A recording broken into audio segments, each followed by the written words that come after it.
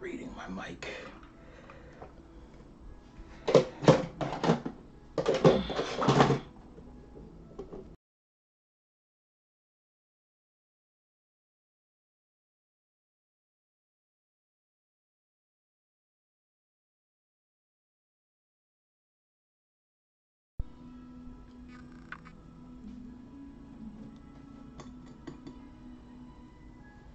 No, that's not.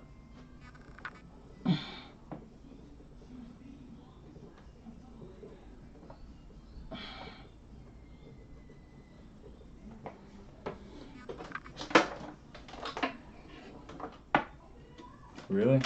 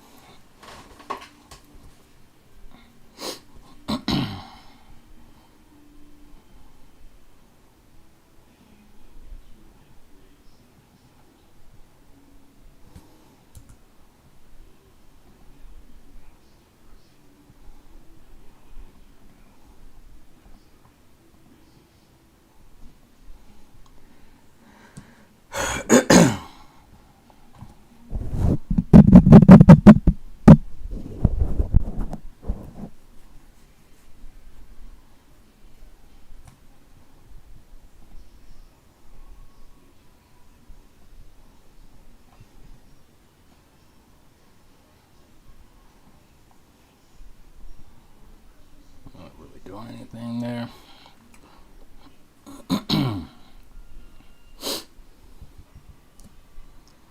Chick, chick, chick, chicky, chicky, chick.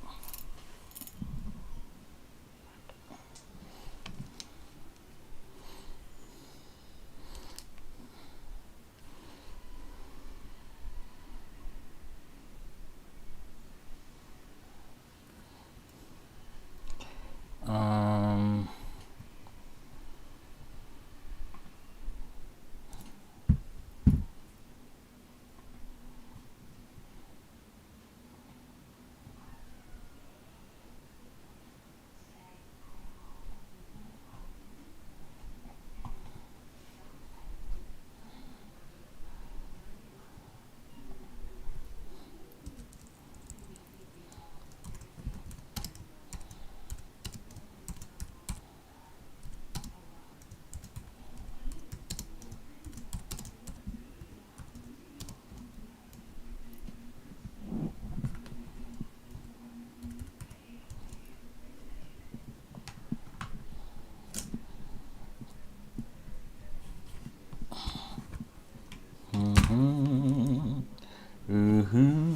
Whoa.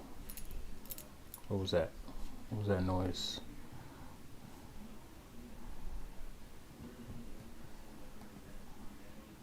Ooh, pew, pew, pew, pew, pew, pew, pew, pew, pew.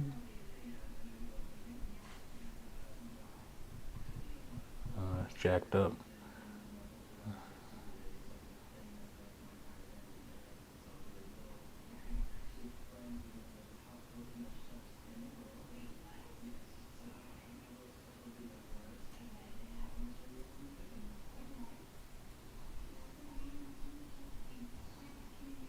Simping. These dudes are simping up in here. Simping.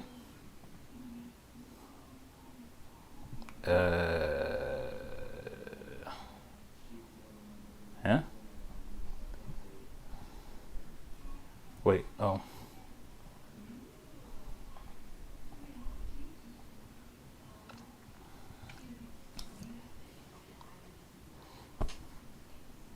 What? Okay.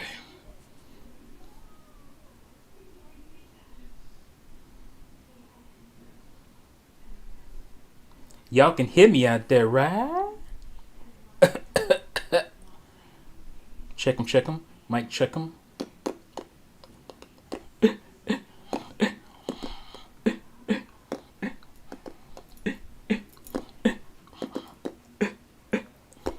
Yeah. Yeah. Yeah. Yeah.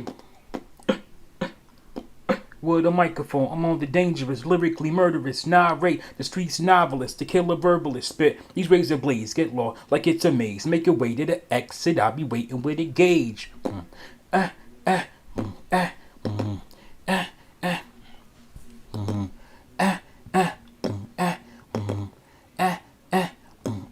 Cocked and ready, what's your door prize? That's machete, cutting your body into small pieces like confetti. Fiesta.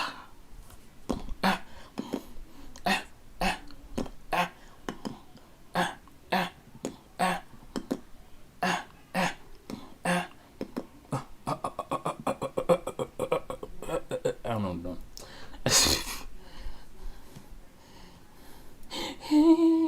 Hey, what's up, y'all? Speak to it, brother.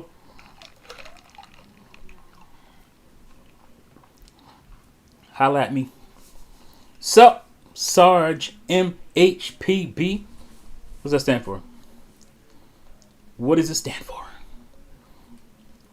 Let me know. So, Game Awards. Oh, told y'all a long time ago. Stop watching them damn Game Awards. Told you.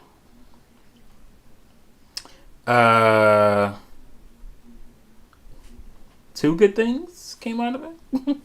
From my perspective. That would be Sephiroth and Smash Bros. Pretty cool. And Perfect Dark. I meant to pull out my Perfect Dark. Is it close? Maybe it's close. Let me see. My game case. Let's see what we got here. Let's see what we got up in here right now. Up in here. All right. Let's see. There she is. And I do mean she.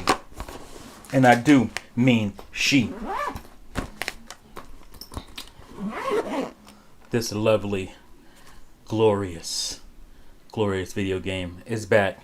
I'm not going to pull out Perfect Dark 0 because it gets a 0 out of 10. No, it's not that bad, but didn't live up to this beautiful classic. That's for sure. And I've been, wondering.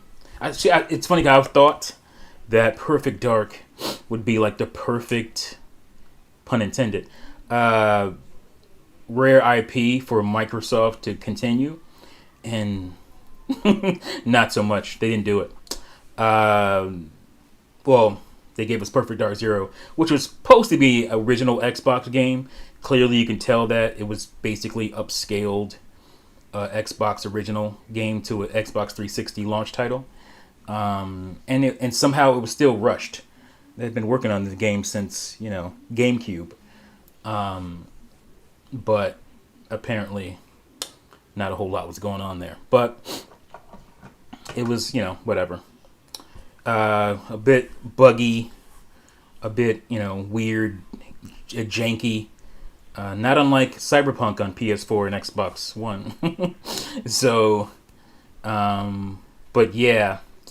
Back to the Game Awards. What a colossal failure. Tried to tell you guys to stop watching it. Some of you don't watch it. As Nintendo guy, what's up in here? He didn't pay attention, as he says. So I missed nothing. I saved myself 3 hours. And that's what I'm saying about Game Awards, is that the thing about the Game Awards is it's mostly trailer. Like, most people watch for the trailers because they know there's not going to be anything that comes out of like the awards. They don't care about the awards for game. It's the Game Awards show, and they don't really care about the awards. So why should I care about the Game Awards show for trailers? I think Jeff Keighley doesn't completely understand the audience. And I think a lot of people just watch it out of habit and they wait for the trailers. And maybe that's just good enough for him. You know, I mean, he makes the revenue off of the basically off of the commercials. He makes advertising revenue from the trailers from these game companies. So maybe that's just good enough for a lot of people. But for me, as an artsy fartsy, as an art guy, I want to see, artists rewarded and awarded for their talents. And you can tell just by the type of awards that go on at the Game Awards and who the nominees are that they don't really. It's not really about that. They don't really care. They'll try to throw in an indie game like Hades, to make you feel good, but that worked. I think the first couple of times. It doesn't work as much now, as far as like getting people excited or making people give the people the feels because look, they putting this indie game up against all these bigger games. So, iPac-Man said he pieced out after the Smash reveal. Yeah, I didn't piece in. So I saw my fellow Juices Loose members. Shout out to the Juices Loose crew. I saw a couple of them like oohing and eyeing about certain things. But it was pretty early on, so a lot of it had to do about Smash and I don't know when Perfect Dark was revealed or not. I don't know when Perfect Dark was revealed. I think it was probably later on. But the oohing and eyeing stopped pretty quickly after the Game Awards show started. So I think at least mentally a lot of people pieced out, as you will, at that time. So not a great show. It hasn't been really. There's maybe, at least in the last 10 years, there's maybe been 3-4 good to really good shows. I think 2017 was pretty good. Maybe 2014. I mean, I can't remember exactly, but there were a few good years here and there. Back when it felt more like an award show, like people would come. I mean, obviously they couldn't do it this year because of COVID, so they couldn't have a big thing where a bunch of people show up on stage or whatever. But you would think with that you could be a little bit more creative with the fact that everybody's not going to be there. You would think. Also, The Last of Us 2 is booty juice. Says iPac. But yeah, you think they'll be a little bit more creative. Like we can do more cool digital things. We can really set this thing up the way we want it to go. And they just kind of, award goes to blah, blah, blah, blah. They just shot through all that. There was no cool, you would expect at an award show where they they'll say, the nominees are, and they'll announce somebody, and then they'll show a little snippet of their game or something like that. I saw like a highlight reel, so I don't know if they did that, but it didn't seem like they did. And yeah, I mean, they had the orchestra, so they tried to make it feel a little bit more production, give it a little bit more production value, but meh. Yeah, I'm glad I didn't watch it again this year.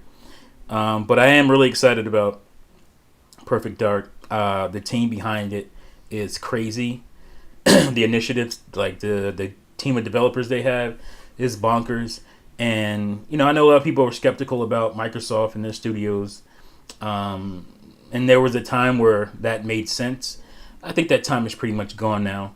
If you look at what they have, what they've acquired, 343 to me will be the only studio really kind of fumbling, and as obviously they have with, and they have for years, with Halo going back to Master Chief Collection. So, and Halo 5 wasn't that great to me, at least the story wasn't. But I think everybody else is pure, born and bred you know, great credentials, quality teams. And I know there's just going to be that bias against Microsoft. I understand that. People just have a built-up bias that they can't let go of. And what up, Laker Link? Haven't seen you in a while. I haven't done a live stream in a minute, so want to get back on these. But yeah, there's that built-up bias against Microsoft. But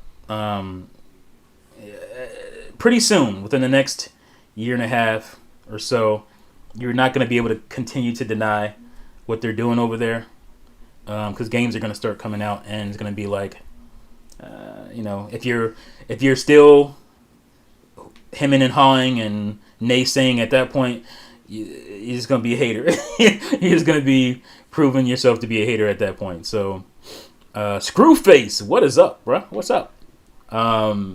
So yeah, man, like you can't. It's going to be a point pretty soon where you can't like continue to deny what they're doing, and they're not messing around over there. I just got to get a couple of logistical things taken care of, like up-to-date dev kits and stuff like that. Like iPacman says, there's too much money being thrown around, and that doesn't always solve everything. Trust me. Speaking from a production standpoint, a video production, film production standpoint, throwing money at a problem doesn't always fix it. But the foundation is there for a lot of these things, and the money's being thrown at, you know,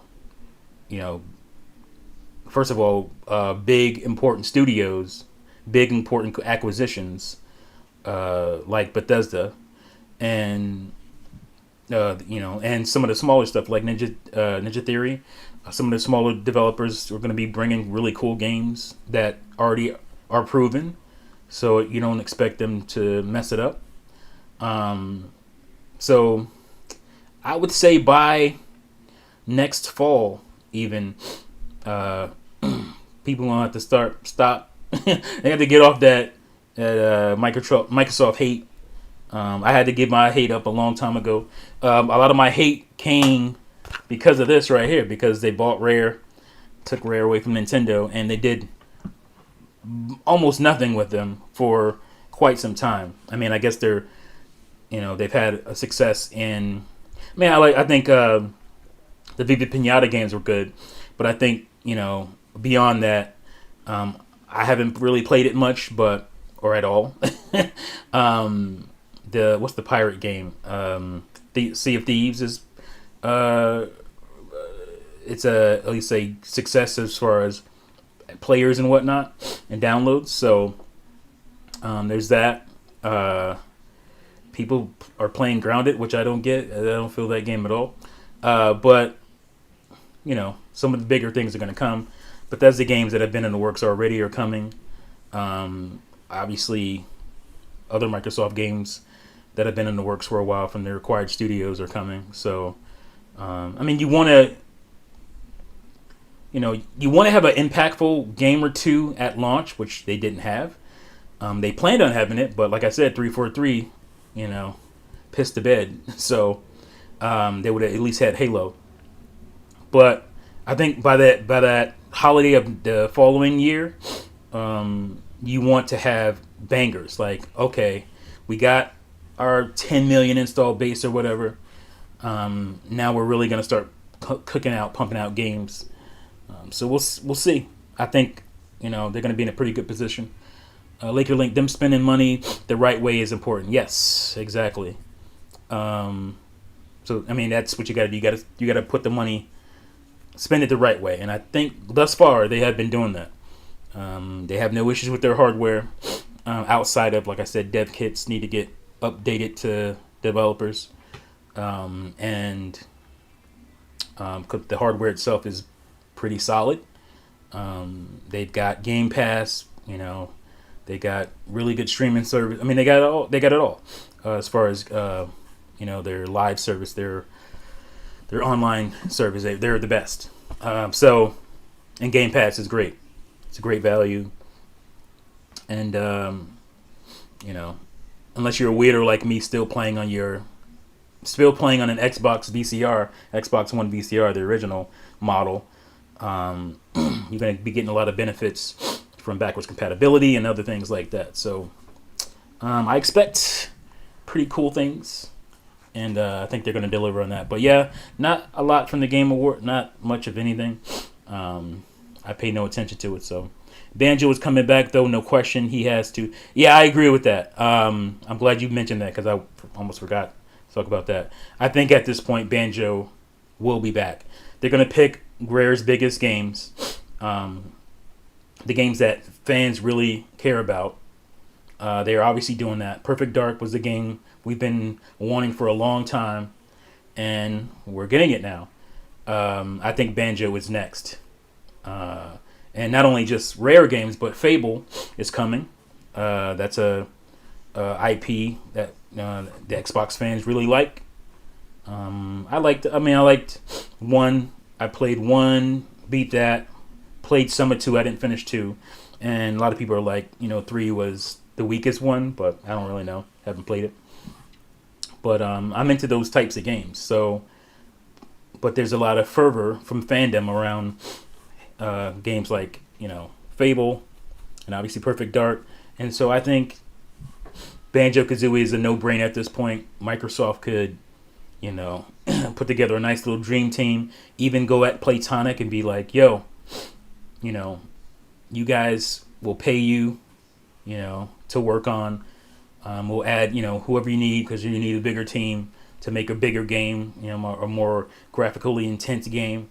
And you guys are the guys. You guys worked on Banjo, Kazooie, and Tooie, so you should know where to go, what fans will want. We want more Banjo Kazooie than we want Tooie. Although at this point, Tooie would probably be the better way to go, but not so much. I can go into that for a whole video, but I won't. But yeah, there's things they could do to really make, like I said, the fans really happy by bringing back those IPs. So Perfect Dark, I want Jet Force Gemini so bad. I know it's not as big of a fandom game, but there is a nice core base of people who love Jet Force Gemini, and I think you should get the team or try to get the team who worked on what's the game, because there's some Jet Force elements in that game. Recore, get some Recore folks together and make a Jet Force game happen, because there's a lot of elements in Recore that feel like Jet Force. Not that it's snatching mechanic and all that, but like just running along and then like a grouping of like flying robots or whatever will show up and you got to take them out. That kind of stuff. Platforming, the platforming in Jet Force Gemini wasn't that great. The platforming in Recore is really good. It's really tight and precise. So there's a way Jet Force could benefit. So get that team, make it doesn't have to be a huge game, make it maybe a little bit bigger than you did for Recore. But Laker Link, if Perfect Dark is good, I'm getting an Xbox for that game. Wow. See, I think a lot of people probably would do that. Perfect Dark fans would probably do that if you're not an Xbox fan, if you don't have an Xbox. I think that would probably push people to buy it. And I'm glad they're not messing with it, trying to make it a third-person action game or something. They're keeping it first person, which is where it should be. Perfect Dark doesn't, the original game, the kind of humor, I don't know if it'll work as much. You can still have humor in it, but it won't. You can't just do like the Elvis thing, where it's like this quirky, Elvis Presley loving, gray alien. I don't know if that will work, but get the gunplay right.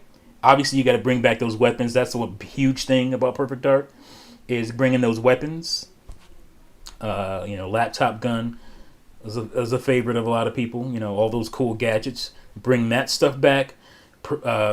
Joanna herself, it seems like she's back. I always liked the original character design of Joanna over the Perfect Dark Zero one. I don't know what they were thinking with that lollipop,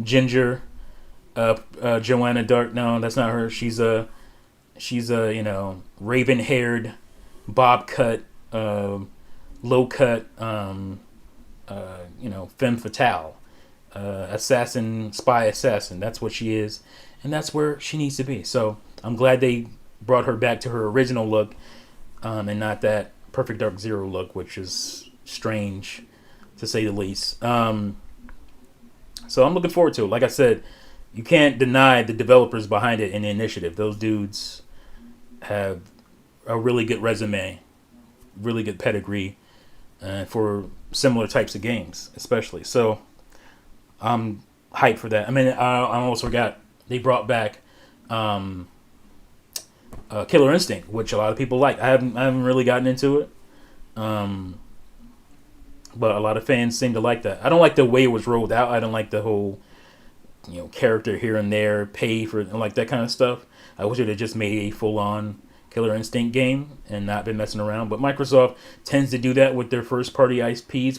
That's what I don't like, is they tend to try to do a business model off of them instead of just giving you a experience. You can sell characters after the fact, but put out a full game with all the characters, So face mapping finally in the multiplayer. You think they'll put that back in Laker Link? There still might be some stigma against that. Is there a game out that has the face mapping thing? Because I can't think of one off top, but if you don't know, the face mapping was supposed to be in Perfect Dark, the first one. You could use the Game Boy camera, take a picture of your face, and then put your face using the transfer pack. Take your Game Boy camera and put it in the transfer pack, and then take that image and map it to one of the models, 3D models in the game. But they said there's a couple reasons. First, what they said is that they couldn't get it to work, which that was a lie. And then they finally came out and said, we couldn't stop people from putting, whatever they wanted, which I don't understand, because it's not like the game was online. So you can take a picture of your ball sack and map it as your face. But I think if you're home couch co-op, who cares? Like, you're not going to offend anybody, I don't think, the way you would online and get into trouble for that. So I don't know why they would worry about whatever. You can take a picture of whatever you want. Obviously, you can take a picture of private parts, which I know a lot of people would probably do, or your butt, have a butt face, all that kind of stuff. But the other thing was Columbine had happened. The school, one of the first major school shootings. So that had happened, and they didn't want to get the backlash from having people put their faces on characters that are going to be blasted. So, I get that. So, let me see what you're saying here.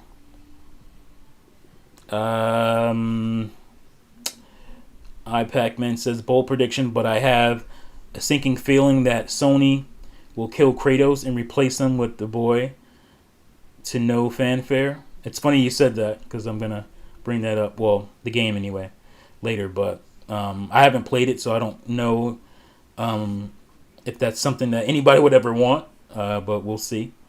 Let's see. Face mapping. I said that. All right. Fearless Joe Bonanza Joe Banzai. Gotta have the weapons and have the enemies react when shot in different parts of the body. Yeah, that stuff has to come back, because that's signature Perfect Dark stuff. Actually, that's signature Rare first-person shooter stuff. They started that with GoldenEye, and obviously they brought that over to made it a little smarter with Perfect Dark. But also they were going to implement this really cool lighting system. I hope they bring that back for, they don't have to have that, but it'd be cool, because those are signature things that they were at least working on. And that's one of the things that they were implementing before, like they had a mass exodus at the studio, and they went on to they left Rare and went on to make Free Radical, which gave us the Time Splitter series. So they had to drop that because they just didn't have enough people to implement that lighting. They were trying to do some cool lighting thing on the N64. They pushed the N64. That was one thing. That's another thing it has to do. It has to push tech. Like, it has to be a beautiful, quote unquote, beautiful game. Because Perfect Dark was about that too, really pushing hardware. So that has to be a signature of this new Perfect Dark game. It can't just be kind of a middle of the road looking game. It has to be visually beautiful. And I think, again, because of the pedigree behind it, it's going to be a very nice looking game. So not really too worried about that.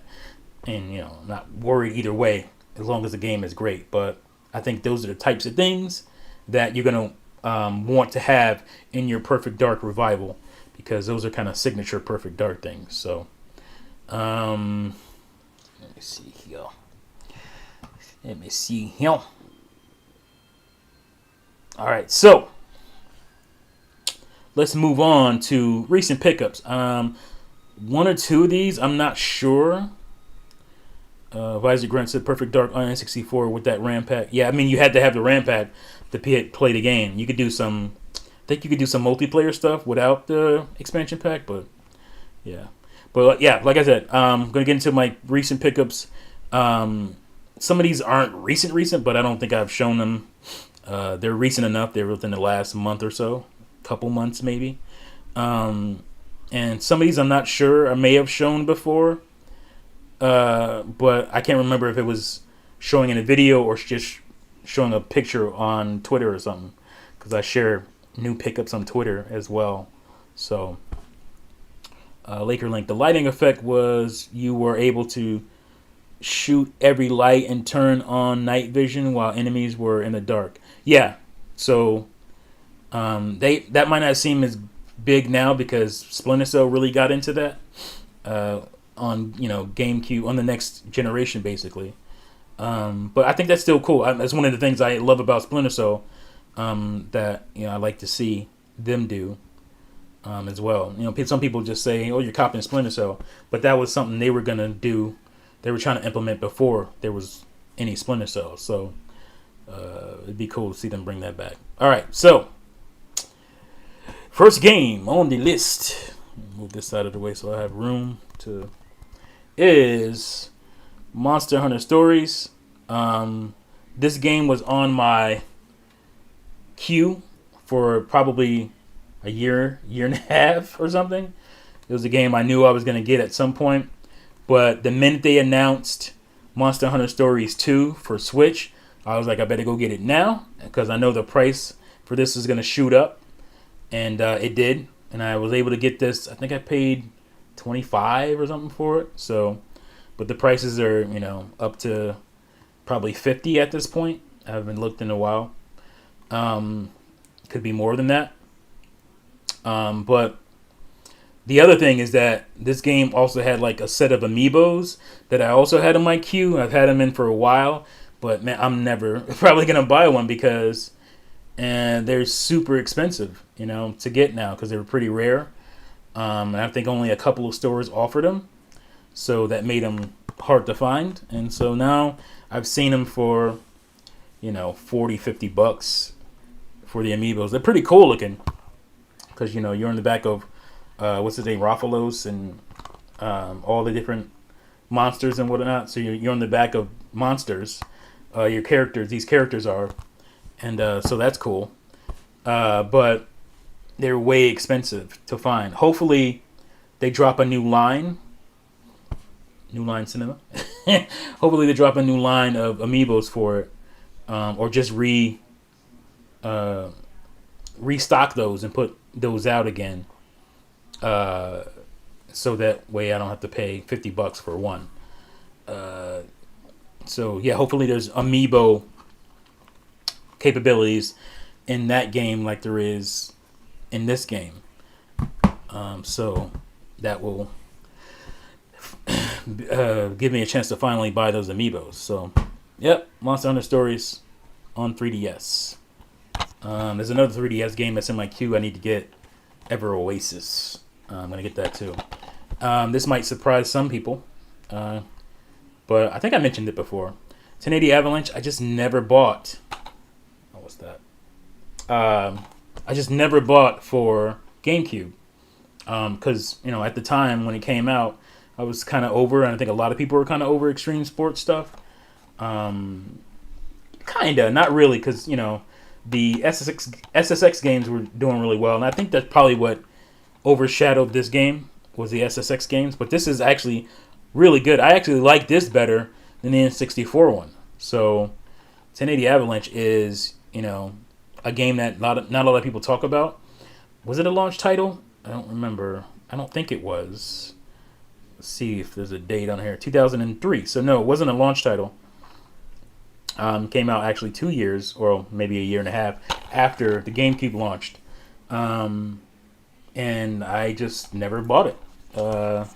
But got it recently. It was pretty cheap. I think I paid $14 for this. And complete. Is it complete? Maybe it doesn't have a book, no booklet. But the game's in there. So yeah, I like this better than the N64 one. This is the game that's been in my queue for years. Probably was watching a Metal Jesus video or something, and he was talking about hidden gems. And I remember, because sometimes I'll write it down, because that's what I want to get. I do want to get, let's see, Fearless Jabroni, did Retro make 1080 Avalanche? I think so. It's not gonna say on here. It's gonna say Nintendo. But I think it was Retro. Because, not 989. Look at me. Because, what was the sports, who did the sports games on N64? I can't remember. Left Field.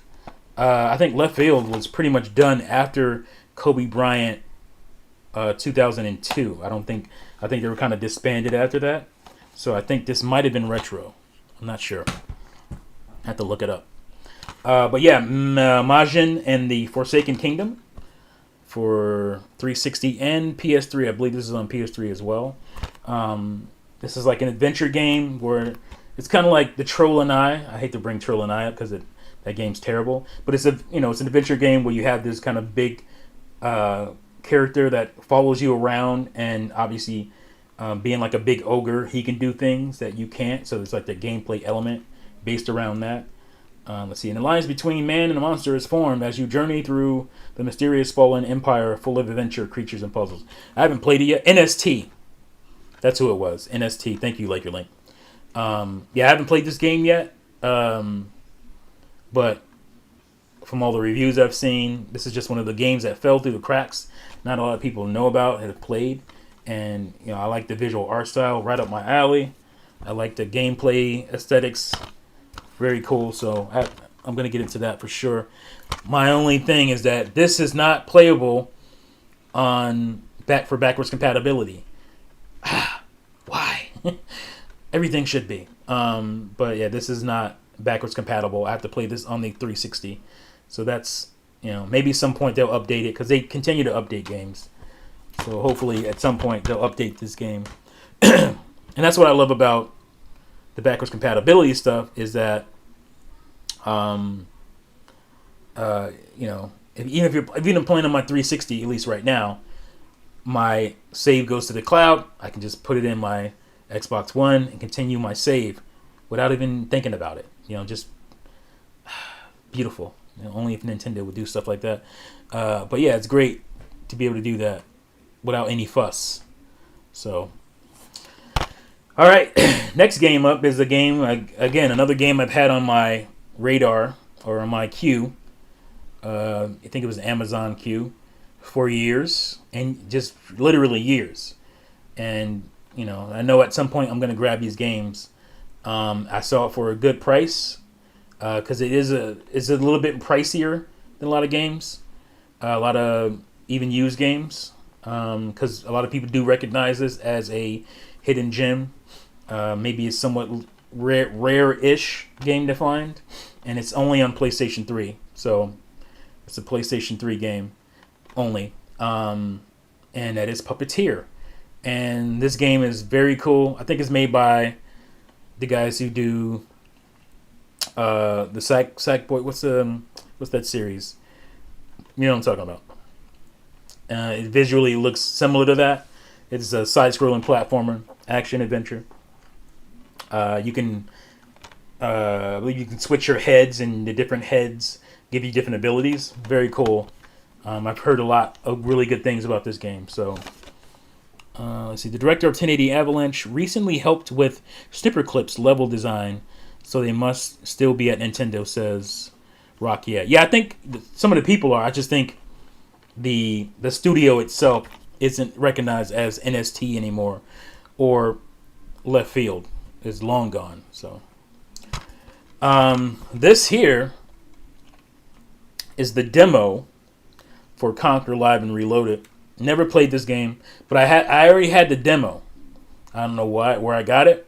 So this is the case, and the case for the demo. But I recently bought just the what do you call it, loose copy of the game. So that's the actual game, and I just threw it in here, and I put the demo in a kind of regular CD case, because I was like, well, I'll just use this as if this is the game case.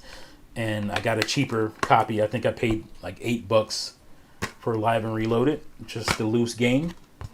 And I was like, yeah, I'll do that. I'll be cool and different. I'd never played this version. I waxed the N64 version a couple times, but I never played this version.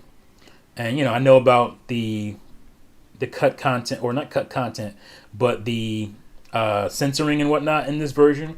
But I didn't think it was that bad. It was kind of like South Park censoring, bleeping and whatnot. So I didn't really have a problem with it. But the visuals in this game are really nice, and that's why I want to play it, because it'll, I want to play through it again. I know everything about this game, but to be able to play through it, and I know that this game was really good online for the OG Xbox. Like, there's a lot of really cool modes that I don't think are available anymore, even through backwards compatibility. But this game gets a nice visual bump because it is backwards compatible with Xbox One and Series X now, and it looks stunning. So that's the cool thing, is that all these games that are old are new again in a way, and you get to play through them. And I haven't played this version, like I said, yet, so looking forward to that. I think that's pretty much it on my retro pickups recently. And not retro, but games that are older. And these are, let's see, 1, 2, 3, 4, 5, 6. 6 games I got for Black Friday are coming up. And, I got them for like $10. One of them is $20, I think. Yeah, one of them was $20. So 6, that's $60, $70. So I paid $70, a little bit more than the price of one game. And I got 6 games. And I'm like, yeah, that's great. So, first up is a game we've been waiting a long time on Switch, and it finally came. But, I wasn't too keen on that version. I'm probably still going to buy it digitally just to check it out. But, because I have a physical copy of it for Xbox. So, Doom Eternal. And I'm saving this for my Series X when I get that, because I want the, I'm sure this is bumped up, if I'm not mistaken. There's already a patch for this, I'm pretty sure. So, enjoy the nice bumped visuals and all that juicy, gory goodness that this game entails. Like I said, I think I will still buy it on Switch at some point, and just have it, digitally. I can just have it on my Switch at all times. I wish I could go back and forth with saves, because that would be great. If I could do that, that's something they should patch in, to where you can link your save in crossplay, because that would be glorious. I'd buy it in a heartbeat if they did that. So yeah, Left Field Productions' last game was Mayhem on PS3 and 360. Wow. I didn't even know they went over there. I didn't even know they went third party. Thanks for sharing that, Laker Link. The most recent NST game is Good Job. So they're still using the name. Really? NST is still using NST. Didn't know that. That's cool. I'm glad. I did not know that. All right. So next game up is, like I'm saving this game for Series X, I might save this game for PlayStation VR. And this is Concrete Genie. I won't say Concrete Jungle. This game just visually just sang to me, the art style and the gameplay. And, you do all these kind of cool kind of graffiti drawings, and monsters and helpers or whatever instantiate from that, help you on your adventure. And I think I just want to play this in VR. I do have I am going to get VR at some point. Probably between now and summer of next year. So I'm going to pick up a PSVR and a Move controller, because I want that whole experience. Or maybe even 2 Move controllers. I don't know. But yeah, there are some PSVR games that I do want to play. And I think I want to experience this in VR. So I might hold off opening this until then. But yeah, Concrete Genie looks pretty cool. It's right up my alley. All right. And this game being very recent and being able to get it for $10 was awesome. And I'm going to save this for Series X as well. And that is Ori and the Will of the Wisps. Love Ori and the Blind Forest. One of my favorite 2D platformers. Is just gorgeous. And this game looks to be even better. Heard nothing but really good things about it. And, I like my physical copy. So, I mean, have I played Ori 2? I don't think I have. I was going to say I played it on Game Pass, but I don't think I have. I think I just played Definitive Edition of Ori 1. I had the game downloaded, but that was after I played it on Game Pass. So, but yeah, I'm going to probably pick up the physical copy of Ori 1 on Switch whenever that becomes available to me. So I'll have both games on 2 different systems. But yeah, looking forward to playing that. I don't know why I bought this. Medieval. I rented Medieval back in the day. Do I have it? I can't remember. I may have it on PS1. This is the remaster or remake of it. It's still basically the same game, same kind of visual art. Well, yeah, visual art style. Obviously bumped up for modern times. But the level design, everything's the same. It's just it looks better. Obviously, it looks a lot better. I had fun with it. I remember renting it. I may not have it anymore, but I remember renting it and having a okay time with it. I beat it probably in a sitting or 2, and I don't know. I was just curious because I do remember having some fun with it, but it was $10, so I was like, whatever. Let's see, Laker Link. I still have to beat Ori and the Blind Forest. Yeah, it's a great game. Great game. All right, so yeah, Medieval. I remember a lot of people getting all geeked out. Oh, Medieval's coming back, and I mean, it was all right. It was an okay game back then, and people had to try to hype things up beyond what they are. So, you getting Shadow Man remaster? Says Laker Link. I don't know, man. I don't know because I have the N64 one, but I was thinking about just getting the Dreamcast one. And I have the HDMI mod for my Dreamcast, and games look glorious. And so I was looking at Episode 1 Racer, and I'm like, that doesn't look any better. It's widescreen, but I can do widescreen with the little switcher on my HDMI mod. But it looks just like what I already had. And I was like, why? Why not just enjoy my, my retro Dreamcast experience and just play Shadow Man on Dreamcast, because I don't think visually looks better than what I'm getting on my Dreamcast with the HDMI mod. So, I don't know. That's the only thing that's holding me back. If it wasn't for that, I'd probably just be like, yeah. But I mean, I did get Turok 1 and 2, but there's no better looking version than that. So. or on par version of Turok 1 and 2. So probably, likely. Also picked up Borderlands 3, $10. I am a Borderlands fan, and I just, for whatever reason, just never got around to this game. I'm a little turned off from Gearbox and Randy Pitchford and all that, so I wasn't rushing out to buy this game. But $10, brand new. It was hard for me to turn that down, so I had to throw my principles to the side. This is a game in a series that I just keep buying the games. I never finish them. The only other series I can think of right off the top of my head that I do that with is Metal Gear. I always end up buying the Metal Gear games, and I never end up finishing them.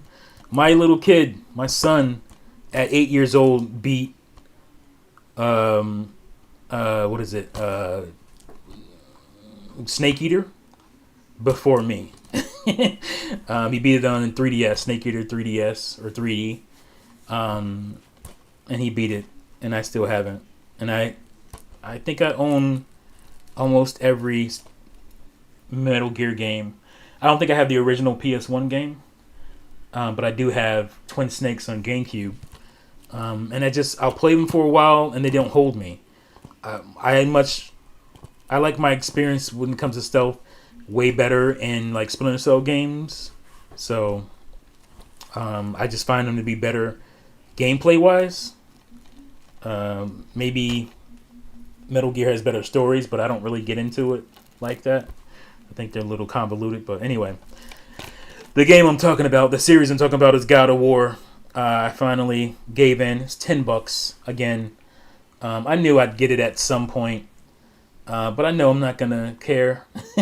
I mean, I may end up beating this game. This will be the second God of War game I actually beat. I beat the original one. But I beat the HD remaster on PS3 because the trilogy's on there. So I bought the trilogy. Or it's not a trilogy, actually. It comes with God of War 1, God of War 2, and the two PSP games are upscaled on there. So, but I never get through them. I've only beaten one. I've never beaten God of War 3. It visually looks amazing and all that, but I get bored. Kratos is not a compelling character to me, so that's one of the big reasons why I never can ingratiate myself with Kratos as a character. So it's hard for me to care long enough to keep playing. But yeah, iPac-Man says God of War is all right, but man, I got bored. Yeah, same as me. Like the games are fine, but I just get bored with them, and I never end up beating them. I beat one, and that was like a job, but I never get through them, and I always buy them. I bought them all. I still own all of them, except for this one. Well, now I own it. But the other games I do that with are, so there's 3 series. There's God of War. There's what did I just say? Metal Gear, and then there's Infamous. I never get through Infamous games. Buy them. They're fun in the beginning. I just get bored with that mechanic. So let's see. Lakerlink, I would play Chaos Theory on GameCube for hours and hours. Yeah. Love Splinter Cell Chaos Theory. One of my favorite, tactical, if you will, stealth-based, action games. I love Splinter Cell. Chaos Theory was great. That was a great time in gaming. I think G4 was probably at its peak, or was peaking at least. It's a good time. They did a lot of like Splinter Cell videos and stuff. What was that show that they would always have the Splinter Cell characters? Can't remember the name of it. If you know, put it in the chat. But yeah, there's a little show they did a lot of comedy kind of skit with like Splinter Cell characters. It's pretty funny. Bob and Steve, thank you, Visor Grunt. I know somebody new. Bob and Steve, that was pretty funny. So yeah, good times, good times. All right, moving on. A Switch game. uh, Finally pulled the trigger on this because they just announced a sequel, and I wanted to get in and replay this. I had this game for 3DS, beat it on 3DS or 3DS DS. I don't know where it is now. Can't find it. Cannot find The World Ends With You. I may end up rebuying it for DS just to have it. But I'm going to go through it again on this, and only in handheld mode though, because I hear trying to use like motion controls or whatever to mimic like a touchscreen is not a good way to play this game. So it's a hard pass. I'm gonna play this only in handheld mode, which is fine by me because of these glorious devices here, my Split Pad Pros. So handheld mode using a touchscreen, the way the DS works, and that's the way to play it. That's how I'm gonna play it. So for all those people who are like, oh, I never undock my Switch, this is a game you probably should undock your Switch for if you have it, and play it that way. But yeah, that's my Switch game, and this one is one I got today, where it came in the mail today. I thought it would take a lot longer because I thought it was coming from China, and I think it did come from China, but it got here super fast. And that is Gravity Rush Remastered for PS4.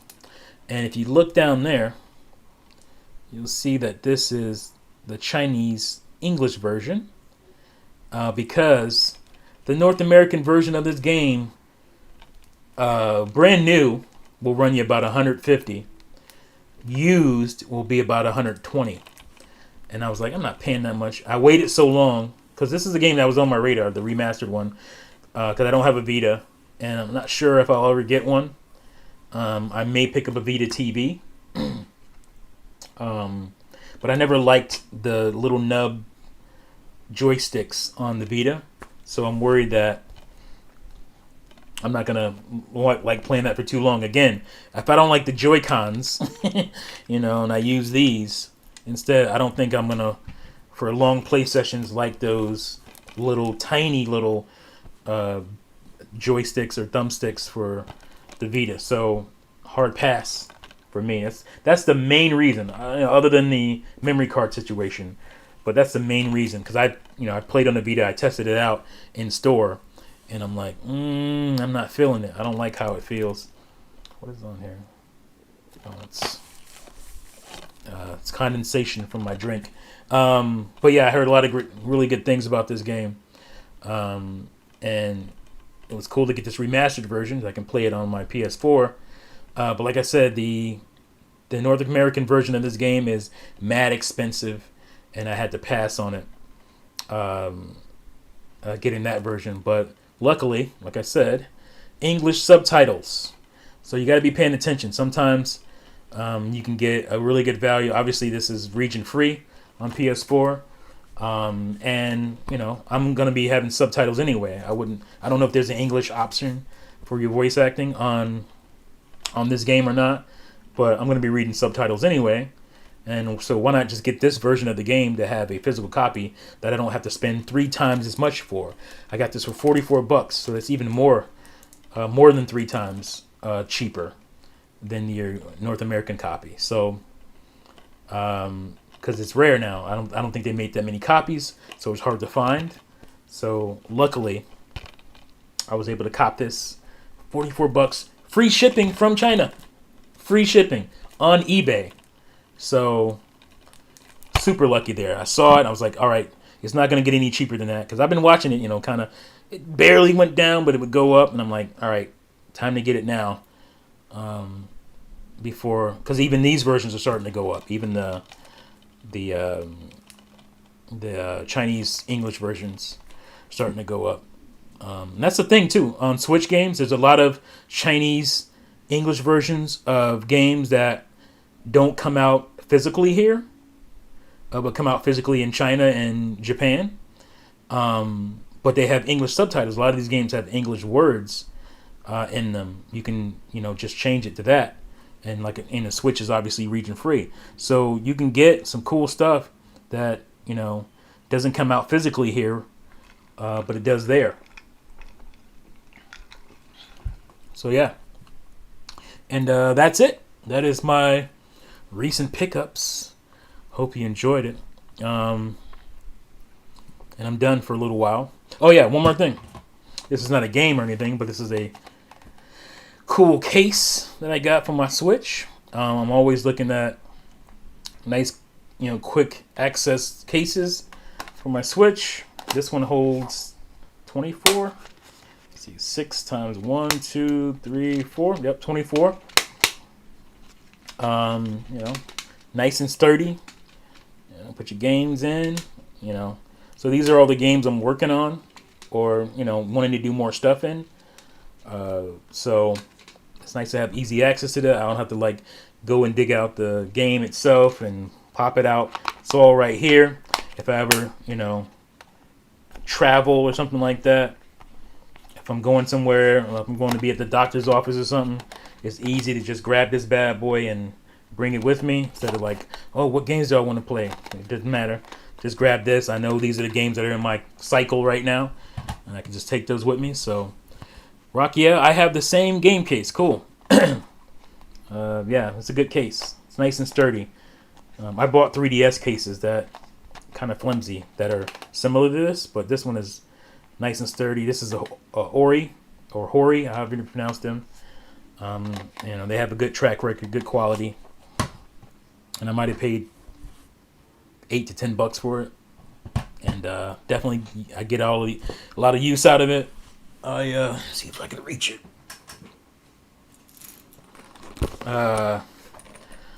My case. The cool thing is, I can go.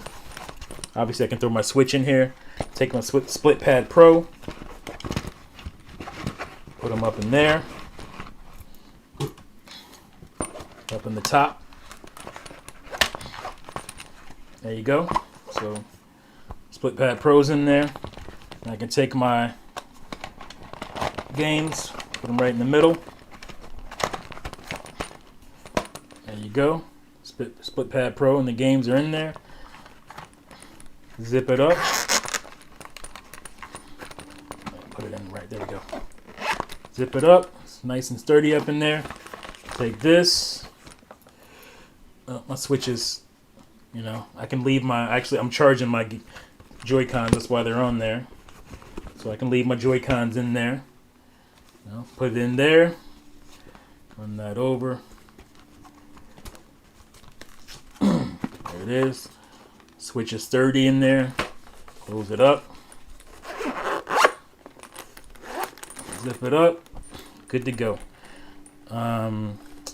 Who makes this case? This is one of the few cases that'll actually hold. This will hold your Pro Controller. It'll hold your Pro Controller and your adapter, your heavy adapter for Switch. So, and it's nice and sturdy, unlike some of the other cases that kind of squish in. So, love this. It gets good, but it gets dust.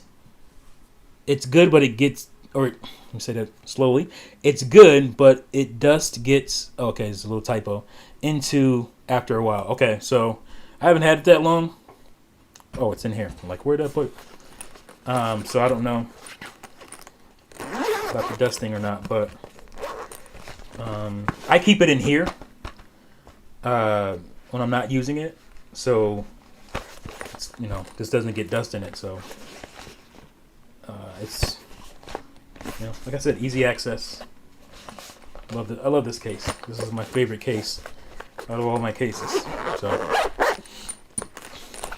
there is that. All right, so we got Game Awards done. Cyberpunk. I mean, there's not a whole lot to say about Cyberpunk. I'm a fan of CD Projekt Red. I like the Witcher games a lot. But they obviously crapped the bed on Cyberpunk for PS4, Xbox One. There's no excuse. It was pretty dirty what they did. So I'm not going to buy the game until it's fixed, and it's actually fixed on disc.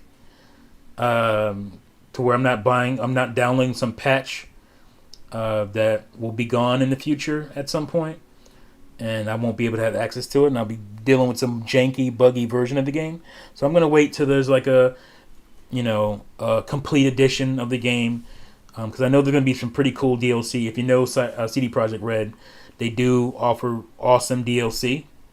So I'm gonna wait until a version like that comes out, where all that stuff is on the disc, and then I'll buy it. It's just shameful what they did. There's no excuse. Even being a fan of them, I would never make an excuse, and I've seen just BS excuses being made, and people will make excuses for anything. We know that at this point. So it's sad, it's scary, it's cult-like, and you shouldn't do that no matter how much you like something. Butter Fox. Okay, thank you. I knew it had something to do with this little fox on the cover. The little fox in the corner down there. So I just don't remember where I bought it. I just remember seeing the color. I was like, oh, it was the only one I saw. So I jumped on it right away, so I don't even remember who I bought it from. But yeah, cool. Thank you, Metro Starful. Is that right? Metro Starful, for telling me who it was. Hello, how are you doing tonight? I'm doing good, Josh90. How are you? But yeah, so it's shameful what they did, and it is what it is. All right, I'll be right back. I have to do something really quick, and I'll be right back. So hang in there.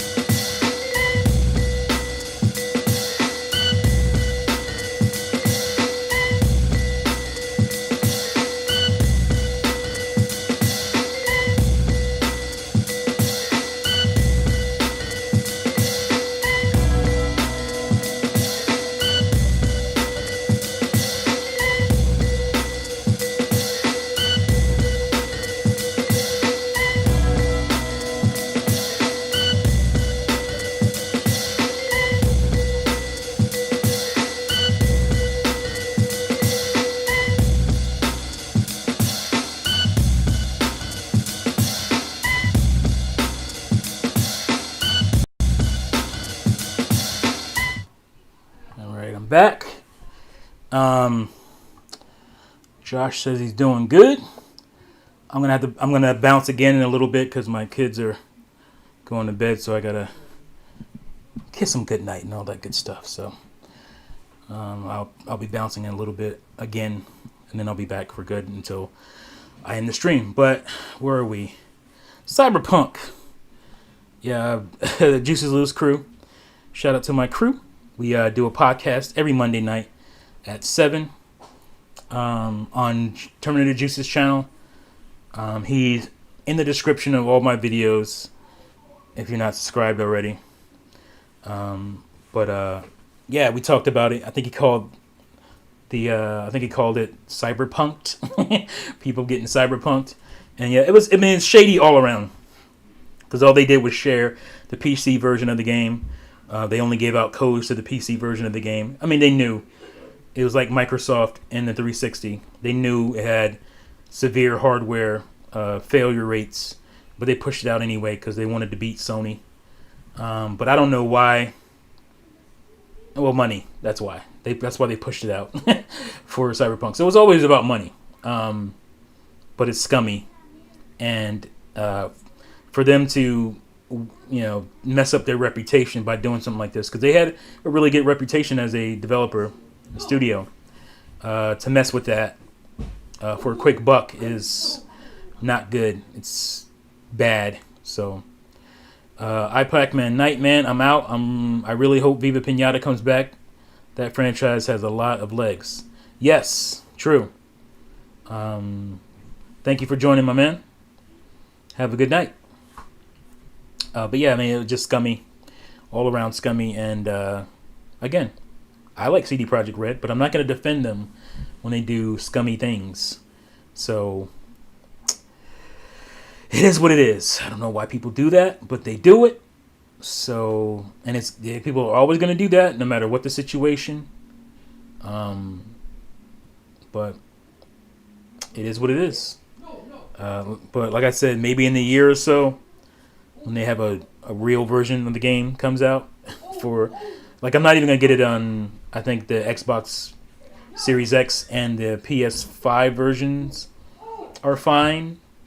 But I'm not going to buy it on those either until they actually, rectify this situation. Cyberpunk started as a PS4, Xbox One game. There is no excuse for it to be this way on console. That is true. And I said that in the podcast last night, is that this game started, development in 2012. Obviously that's conceptual, but you're thinking about it based on, whatever hardware is out at that time. And, those are 2 new consoles at that time. They weren't even out yet when they were talking about making this game. So this is new hardware coming in, and, it is what it is. But some people, one of the excuses I've seen, it's like, the CD Projekt Red always makes games for PC. And, but okay, they've always done that. They've always made games for PC that didn't come out and look like this. That's not an excuse. Basically every game that comes out this day, maybe not as much on the Nintendo side, but what are they building these games on? What is some magic hardware? No, they're building it on a PC. So the console version should be fine when you're doing that. Now, if the console is holding back, if you will, whatever, then don't put it out. But again, money. But I don't think that was the case. I think they just, they were optimizing the PC version. And that came out and worked really well for the most part. No issues there. And they just, kind of did a rush job on the console versions when it came to optimizing. Because that's what it is. There's an optimization issue. And they rushed this game out, to begin with, even for PC, because they delayed it, twice? Maybe 3 times? And when you're in that situation, there's going to be some issues. Because they were like, we're not delaying it again. That was one of their big statements. I'm like, well, if it's not done, you delay it. Instead of garner a bad reputation. But, fans today accept this kind of stuff. So, it'll be forgotten. And people will move on. And, if I know CD Projekt Red, they're going to do so many good things with the game over the next coming years that people probably, for the most part, forget. Because it happens to a lot of games where people forget the launch and how bad it was. And they're like, they remember, that complete edition that comes out in a couple years with everything in it, all the DLC and stuff like that. So, yeah, it is what it is. And, like I said, I will not partake until they get it right. And last thing is Indie World, right? Not anything major out of that. There was a couple games that kind of caught my eye. Shadow something kind of looked like Ninja Gaiden, like old school Ninja Gaiden. And it's like the actress's name.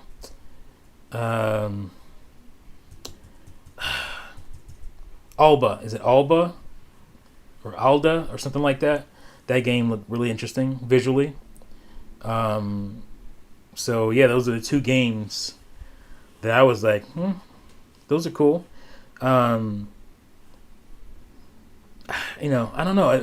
I feel like my attitude on indie games is changing a bit at this point. I don't know. I'm not checking for them as hard as I used to. I don't know why that is. Uh, but I think one of the reasons is it's not as exciting.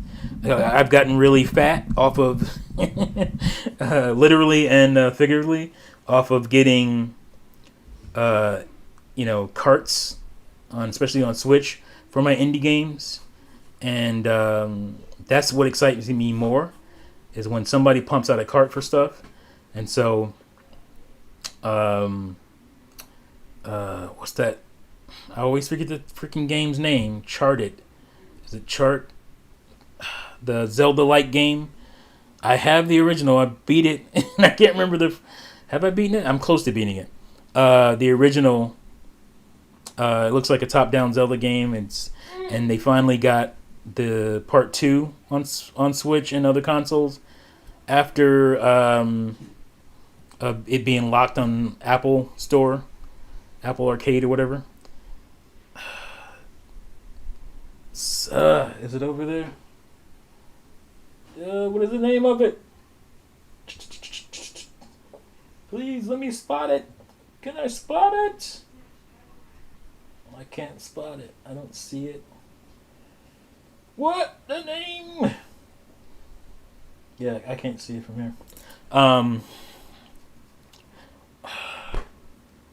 Grindstone is coming out physically, says Rock. Yeah, okay, that's cool.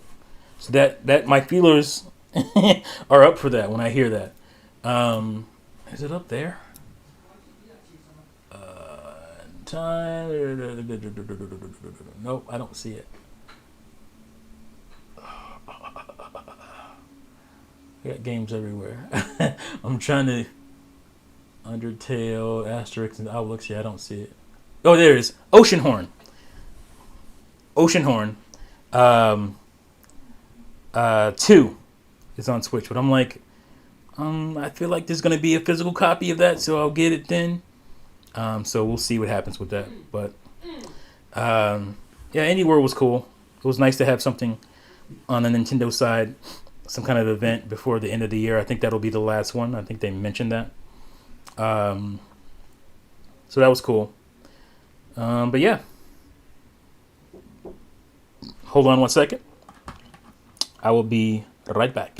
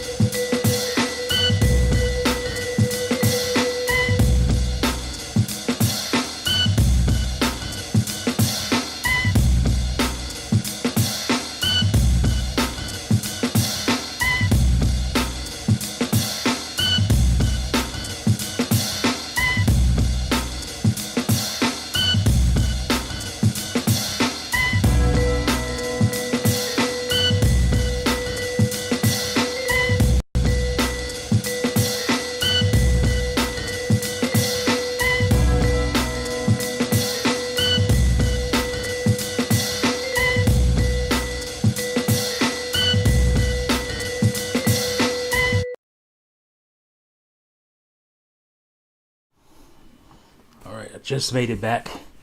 My little bumper. All right, so yeah, man. Was I saying Indie World? Good. Cyberpunk? Bad. Recent pickups? Good. Game Awards? Whack.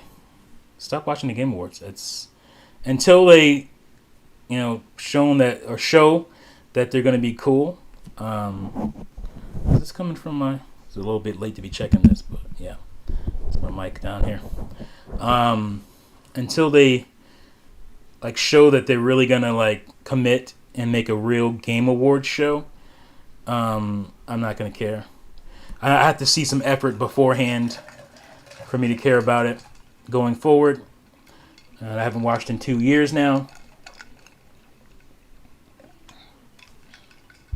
and I don't think I'm gonna watch until they get better. What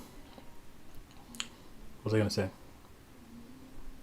Yeah, I mean they have to put effort in.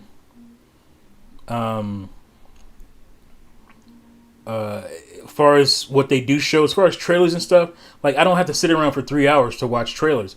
Like Perfect Dark, like I don't know. Again, I don't know when they show Perfect Dark. Hopefully, they didn't show it early.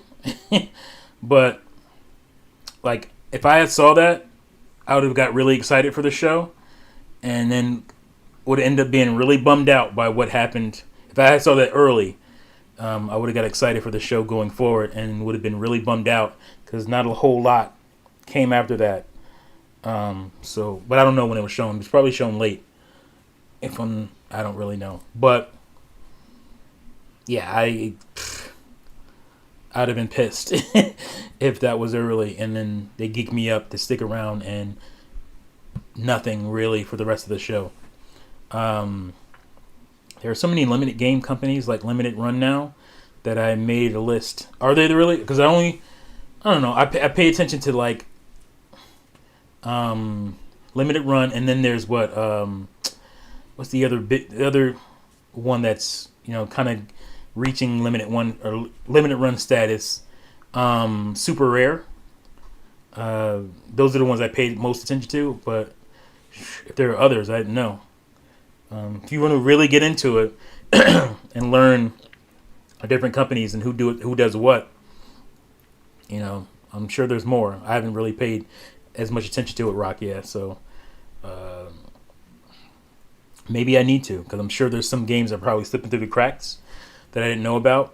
But most of the time, they'll get the same games because you want to get games that you believe will sell. And so like bigger indie games that don't get a physical release, I believe Oceanhorn 2, because Oceanhorn 1 has a physical release. So I believe Oceanhorn 2 will get one. And, I can wait because the game's not going anywhere. It's digitally available. So if I want to get it digitally, I can always do that. Some of these games I get both. I get digital and I get physical. So I have the digital version on my Switch, which is convenient.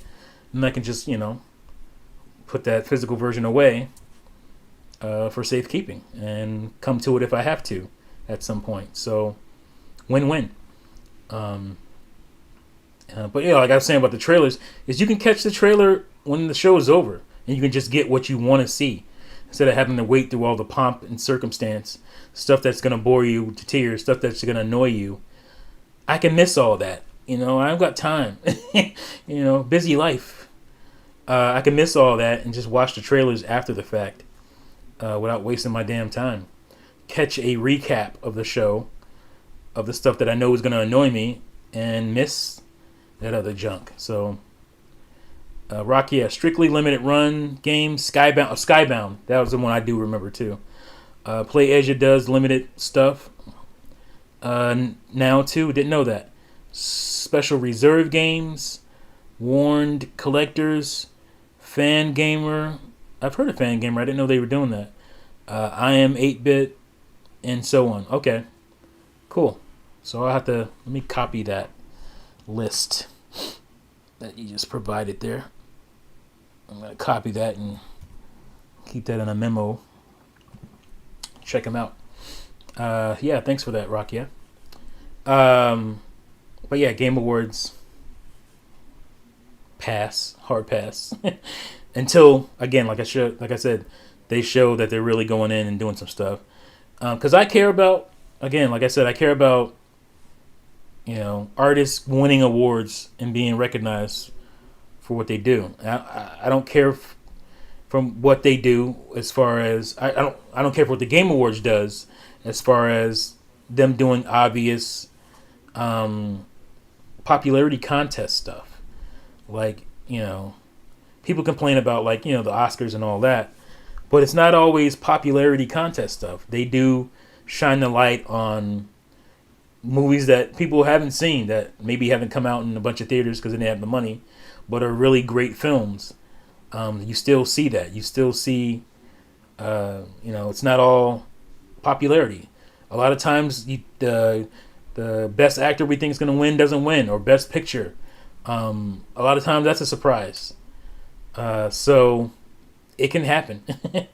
And I would like to see that when it comes to Game Awards. I like to see them get serious, and really be a Game Awards show. Maybe there's some game fans out there that would be bored with that, but I think after a while of, them being shown what to expect, they'll understand it's called the Game Awards. So rushing through and spitting out Game Award winners, so rushing through your nominees and spitting out, oh, they won, blah, blah, blah. That's not an award show. So, and that's all of them, LOL, says Rock, yeah. I'm getting a reminder of a game that's in my queue. What is it called? Soul of the Samurai for PS1. It's one of the games that I have in my queue to pick up. So, yeah, that's all I have for you guys, really. Unless you have some questions. Not a lot of people still watching. Like 10 folks still watching. Probably the same 10 people that hit that like button. The dedicated folks want to jump in here. Some of you people that jump in here don't even want to hit like or hit that like button. To jump in here and don't say nothing in the chat. Let me know you're here. But no, I'm just playing. I appreciate you guys for stopping by. Any questions? Do you see anything that you like that I didn't mention in the Game Awards or the Indie World event? I'll hang out a couple of seconds. Where is my... Oh, there it is. My remote. Turn that off.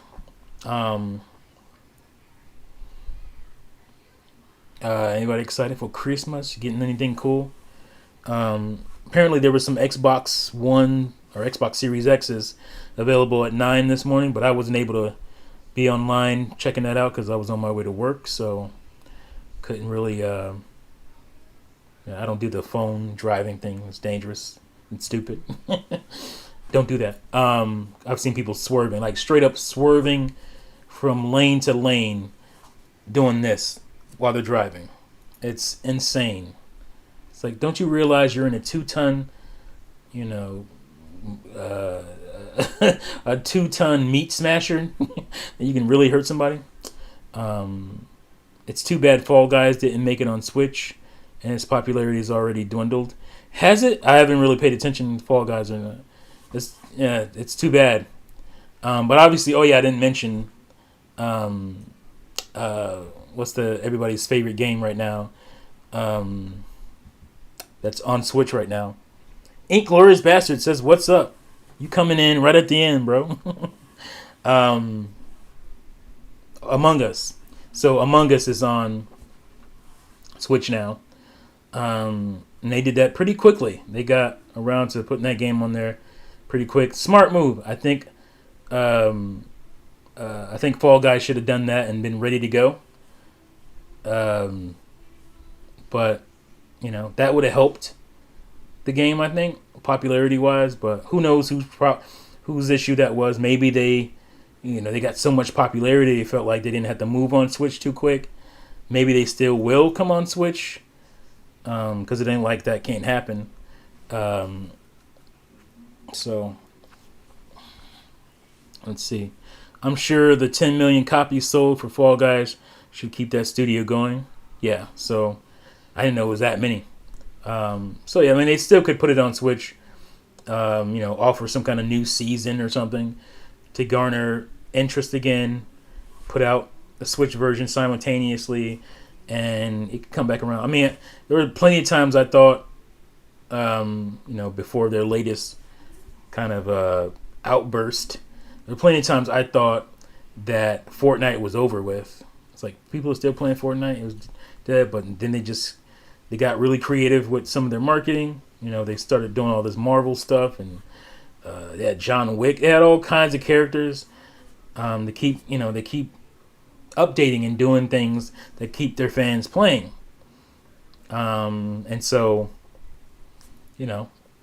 after a while, maybe Fall Guys will figure that out. They'll come up with something cool. The developers behind that'll get people back in.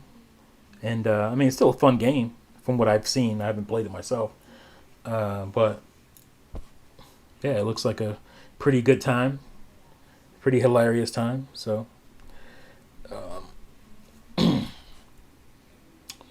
yeah, yeah. Again, I ain't got nothing else for you. I'm gonna get on out of here. If you guys have nothing to ask or anything like that, tap tap tap tap tap tap tap tap tap tap. I will say it's funny because I get a lot of heat, or I used to, from the Juice Crew about, oh man, your internet this and your this and this and that, and come to find out it was just my PC the whole time. So I'm like, you guys give me crap for having issues with my mic and this and that when I log on to the podcast chat and whatever. But I'm like, I figured it out that it's just PC issues, garbage, PC garbage issues. Because a lot of times on PC they expect you to be a damn engineer to run your PC and keep your PC going. And I'm not saying you got to be like super knowledgeable or anything like that, but it's just little things that the average person isn't gonna care about to learn. They'll just, my PC's having problems, I'm gonna take it to the PC repair guy, or have Geek Squad or somebody look at it. I don't know. But average person doesn't get into all that. And like, I knew how to do things on my PC that the average person doesn't. I've done defragging and then driver update. That's that may seem like nothing to us and people like us, but that's a huge big thing for the average person. And because I'll find myself getting really frustrated with like my wife, and she uses computers a lot, but she doesn't know about those types of things when it comes to computers. So I get frustrated with her when I'm trying to, I'm like, you don't know how to do this, you don't know how to do that, and the average person doesn't know how to do a lot of things. And so, what PC has that extra maintenance that you have to know. You have to have knowledge about the hard drive. You have to have knowledge about drivers and all that kind of stuff to keep them going. I mean, you can do it. It's not like it's a hard thing, but it's annoying when you just want to get your stuff and you want your stuff just to work. So I was like, okay, I'm gonna get my Mac, because my Mac at the time, my MacBook Pro, was pretty old, and it didn't have the capabilities as far as the graphics card and all that to be able to do live streaming without it looking terrible and being spotty and stuff. So I'm like, I'm gonna upgrade my Mac, and all these things you guys have issues with, or you make fun of me about. Oh yeah, your mic isn't right. Your camera quality is off, even though you have a really good camera. All that stuff isn't working. You're being dropped out of the call, all that kind of stuff. All that's going to go away. The minute I get my Mac, I'll pop right in. I won't have to worry about jumping on 30 minutes early to make sure I don't have any issues. I can pop in within 5 minutes, not even think about it. And so I got my Mac. It's not a Mac Pro. It's not a desktop. It's not a laptop even. It's a Mac Mini.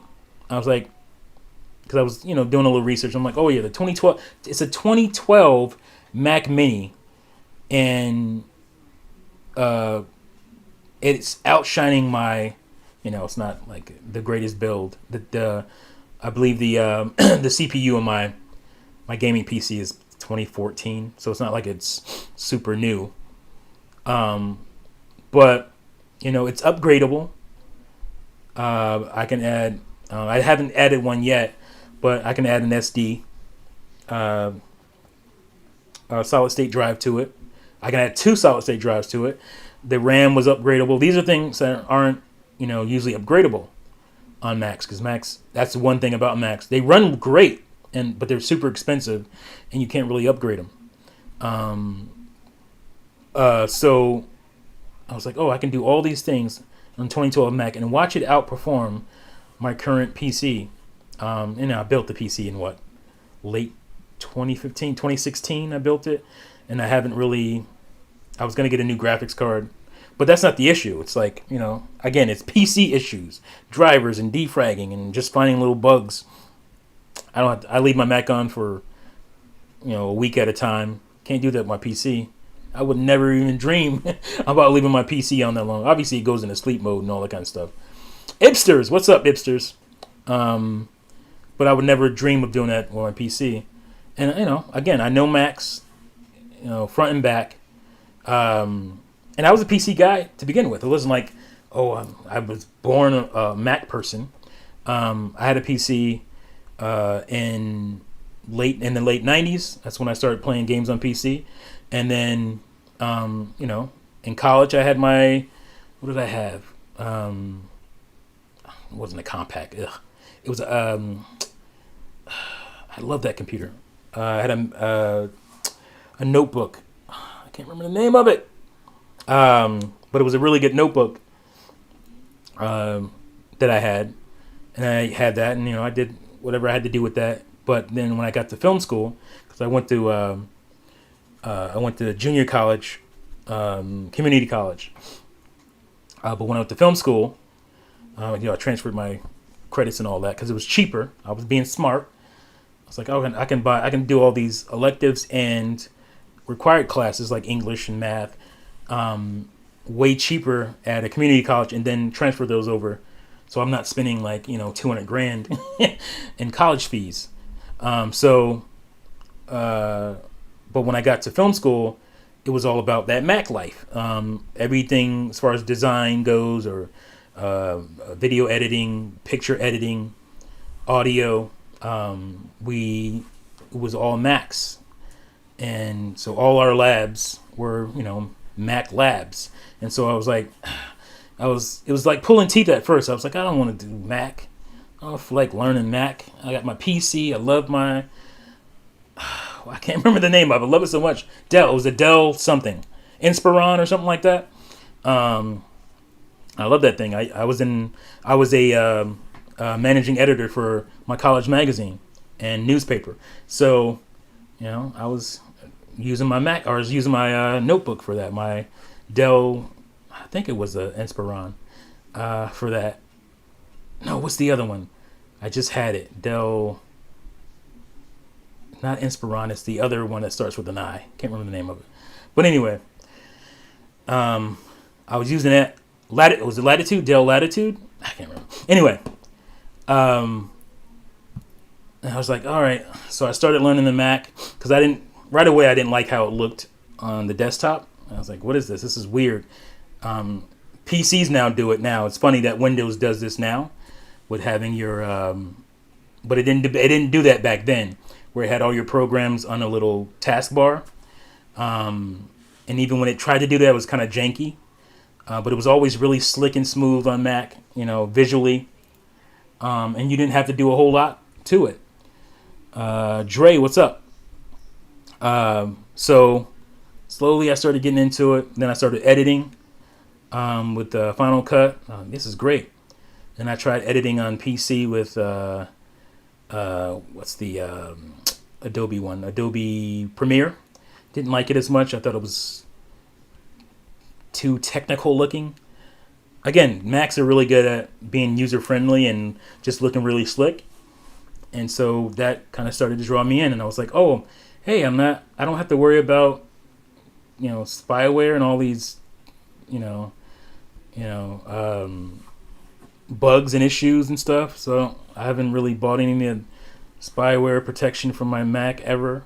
I've never had protection, spyware, because, I don't have bugs. I never have bugs.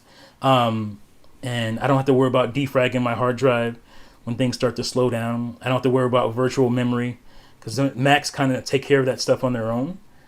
And so it was great. Vicky, what's up? And I just slowly became a apple seed, as they say. Let's collab on something soon. Yes. What are you watching? Hit me up on my Twitter or something. Let me know what you want to, because I'm doing a lot of stuff. So let me know. We should certainly collab. I need to collab with somebody because motivation is going way down. But yeah, will do. All right, great. What was I talking about? Oh yeah, so never had to worry about this stuff on Macs because Macs take care of it all on their own. That's why they're super user friendly, but they're, like I said, they're expensive. There's a gaming element where not every game is on Mac. Steam for Mac is not as great. So there's that problem. But as far as design, audio production, video production, they're beautiful for that. And here we are. I got my like I said, I got my Mac, and I've never had an issue with live streaming or anything. I've never had a problem since I had it. And from the beginning with my PC, there was this little problem here, that little problem there that I'll have to worry about. And from the beginning, with drivers and whatnot, or OBS doesn't want to work with this because I have Logitech, my Logitech camera and my OBS is fighting with each other. And it's, there's all these little weird things that always happen on my PC. And on my Mac is just the smoothest experience. So, I get it. Like, everybody has their thing. But the thing is, I came from PCs. It's not like, I was just always a Mac dude. And so I understand what PCs are about. I started off, and I just, I dealt with it like everybody else. But I made the transition because of school, and I had to. And so I know Mac now. And it's just like, I'm a person comparing the two. And it depends, again, on what you want to do with it. But for stuff like this, like I'm doing right now, like, it's cake. The next thing I want to do is, because I couldn't do that on PC at all, and my PC is powerful enough to handle these things, but the dual stream on here and Twitch at the same time, my PC was like, "Are you kidding me? I don't even want to do streaming on just one service like YouTube. You think I'm going to do YouTube and Twitch at the same time? Here's a problem." And just throw these issues at me that I'm thinking, my Mac, I'm not going to have an issue doing that. I can stream on Twitch and build up my Twitch base and vice versa. So my Twitch base can jump on my YouTube stuff, and my YouTube can jump on my Twitch, and I can, because that seems to help a lot of people. So, Ipsters, my very first video game I played was on a PC back in the 80s, LOL. See, that's funny, because the first, in the 80s anyway, it was about Macs. It was about Apple II. Apple II was a big computer here. And I remember playing games at school using Apple II, using the Apple IIs there. But, I didn't have any allegiance based on that. I was just some kid. I didn't care. I just wanted to play games. So, but PCs started to take over in the early 90s. Inglourious Basterds, Oregon Trail. No doubt, Oregon Trail. On those green and black screens. Gorgeous. My first games on Mac in after school. Says Jonathan Reed. After school program. Yeah. Yeah, and they showed you how to program. Like you couldn't just log on and have a operating system. In those days, it was C+.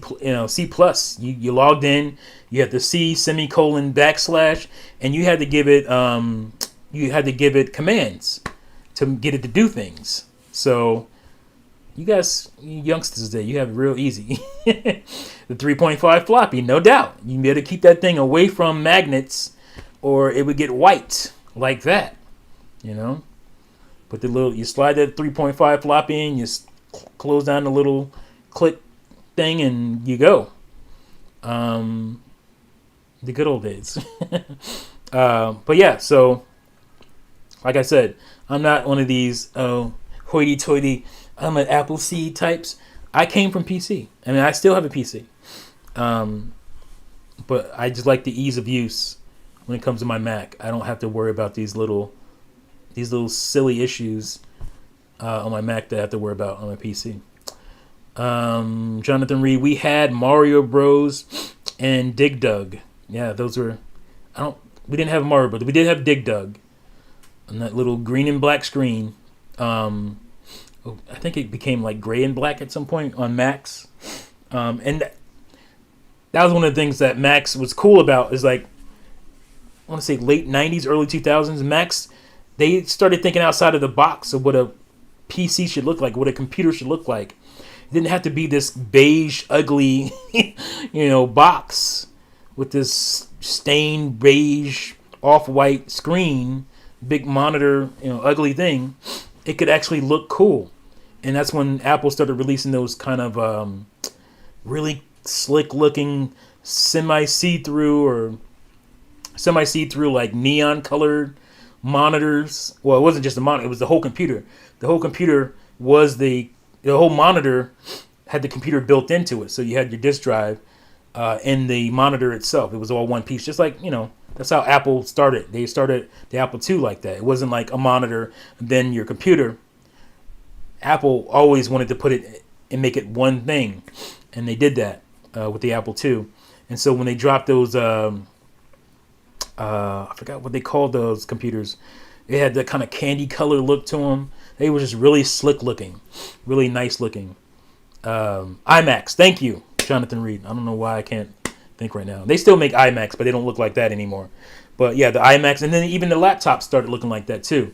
They had that iMac look to them, where they had like the see-through green. It was like a see-through kind of like apple green, like a see-through orange, and blue, like a sky blue, all kinds of stuff. Looked really nice. I was like, I want one of those, but they were mad expensive, and I didn't have the money at that time to buy them. So even when I was in college, the Macs that I bought, because I wanted my own Mac, I didn't want to have to run to the school every time they used the lab. So the Macs at the time that I bought were used, and they had some of them had issues, like it doesn't work without being plugged in. I had a Mac for about 2 years almost. No, it wasn't 2 years. It was a year that wouldn't work unless it was plugged in. Because it wasn't the battery. For some reason, they wouldn't charge batteries. But it was way cheaper, to buy it. So I would buy Macs with issues like that. A button's missing or slightly off color in the corner of the screen. Things like that. It's like, well, it works. As long as it works and I can use it at home, I don't have to come to the school every time I want to do a project, then I'll do that. And so I was, buying... eBay was my friend back then. I was buying used, beat-up Macs on eBay. But they worked great. Even when they had cosmetic issues, they worked great even then. I was not afraid of anything being lost, and I never had any issues like that. I never had an issue where I've had issues on my PC or my laptops where they completely blue screen, and I had to reinstall all my my software, my operating system. Never had that on Mac. Never had the issue where I just lost everything because I got a blue screen or something, and it just didn't work anymore. Just never had that issue on Macs. Had it a couple times on PC. So, that's why it ingratiated itself with me. It's not just like some people, like I said, are just Apple seeds for no good reason. They just like it because they like it. I went through a process. I went through a process of having my PC have issues, and then uh, going to school and being forced to use Macs. I had to learn how to use a Mac, and I loved the outcome of that. I had to, think outside of my bubble and do some new stuff. So I used to play Oregon Trail at the library, says Jonathan Reed. I don't think I ever did it at the library. I did it at, it was in school. It was a program or something. And it was a school library, most likely. The memory isn't as strong in those earlier years, but I totally remember playing like Oregon Trails and whatnot on Apple II, stuff like that. So yeah, there's your story. There's your history story from me. Having nothing to do with games, but that's interesting stuff too, right?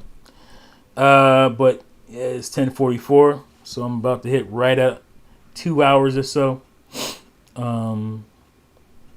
What's the symbol on my chain? This is the Saint Lazarus. This is also a historical story.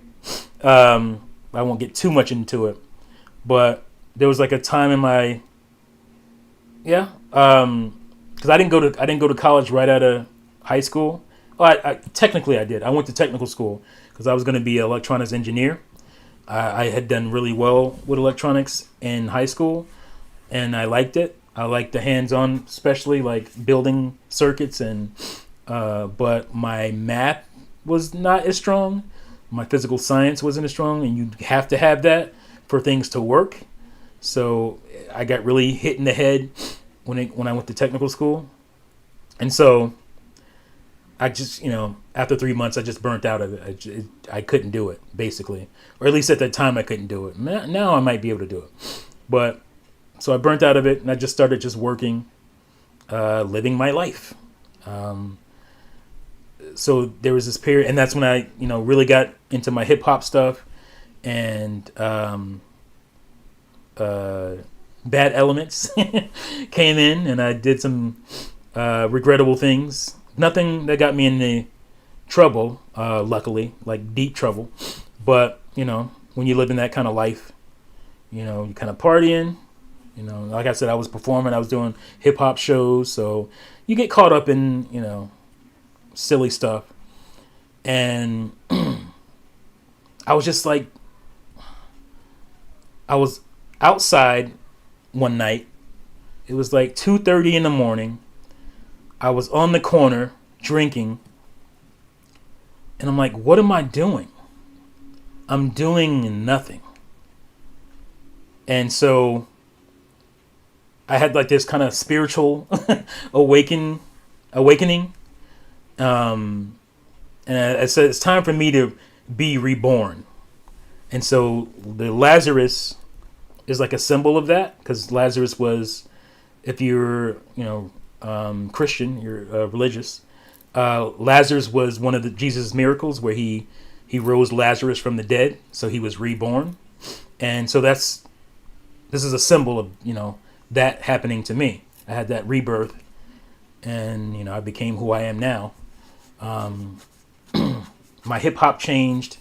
I got really creative with it, but I went back to college. I went back to school. I was like, this is nothing. What am I doing? I'm doing nothing with my life. I could, a lot of people around me were getting into real serious trouble and getting shot and all kinds of stuff. And so I was like, that can't be me. Like, I had too many aspirations and dreams. Even back then I was like writing a book on the side, the book that I'm proofreading right now. But it's changed a lot over the last 10 years, especially. And I was like, this is like dead end. This is nothing. This is, you think you're cool. You think you think you're this thug. You think you're this hip hop, star. But, I was making, $60 doing hip hop shows. It wasn't like I was making, crazy money. I was some crazy hip hop artist out there. And so I was like, I got to make a change. I wasn't in the right place as far as surroundings because I think, I'm biased, but I think my music was really good, but I think where I was trying to do that type of music, it wasn't an area for my style of hip hop.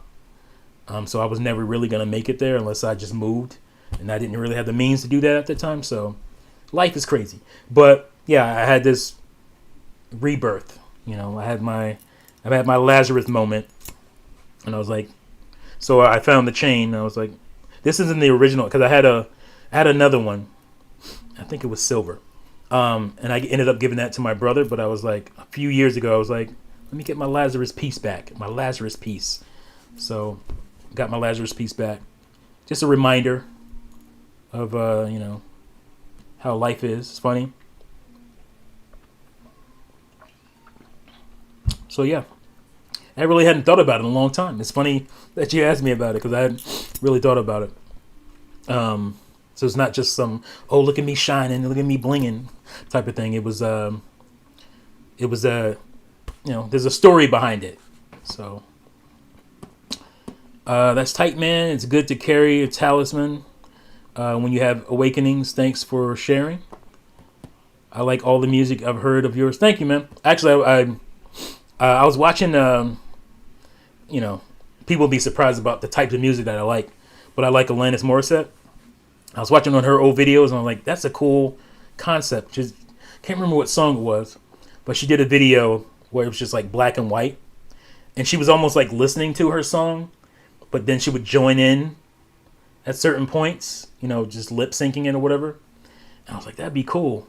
So I think I have another song I'm going to put up sometime this week, and I think I'm gonna try to do it in that style. The lighting is the hardest part because it was like the light, everything else was pretty much dark black around her, but like her face was lit up, and when you black, the lighting is the hardest thing to get. Sometimes you can't just turn off all the lights and then blast yourself with a source light. So I'm gonna have to try to figure out my lighting, and it's harder to do when it's you doing lighting for yourself on camera, because then you also have to worry about focus and all that. But I think I have a way to do it. So I'll have a new song up. Well, it'll be new to you guys, but it's actually a song I did in 2004, which is still relevant today. Sadly, it's relevant today, and I say sadly because we're still dealing with this nonsense that that I was dealing with back in 2004. So yeah, look out for that. It's called I'm an Alien is the song. So I think I did a little acapella of it before in a video. I can't remember. But yeah, look out for that. But yeah, I'm out of here. Done. That's all the tea history y'all gonna get out of me tonight. But yeah, that's cool. I'm glad you asked me those questions. Give you a little insight. I should do more of that. Talk about like my hip hop days, and because I'm gonna put out my album for free, at least my first album. So I'm gonna put it out for free. I'm actually mastering it right now. Well, mastering it as good as I can do. As I can master. I'm not like a tech in video or music production or anything. So I'm doing the best I can. It's gonna be clean. I'm just gonna put it out there for free. You guys can just download it and enjoy it, and maybe it'll lead to me putting out another album or something. That one would be paid though, because it's not the easiest thing to come up with music and produce it. So. Yep, that's it. Thank you guys for watching and listening. I appreciate all of you contributing to the chat. And, I got some more likes. I didn't even notice that. Cool. I'm awkwardly trying to transition out of here. But I'm going to try to do these more because, that was my problem before with live streaming, doing live streams and doing these little mini podcasts or anything live streaming was my PC. And now that I got my Mac and I have zero issues ever, I'll do these a lot more. But things have happened recently. It's been a tough year. So, but anyway, thank you guys again. And Vicky, I look forward to your message. So we can do some collaborations, get back to the old ways, the old school of doing things that we used to do. And see you fools next time. Peace out.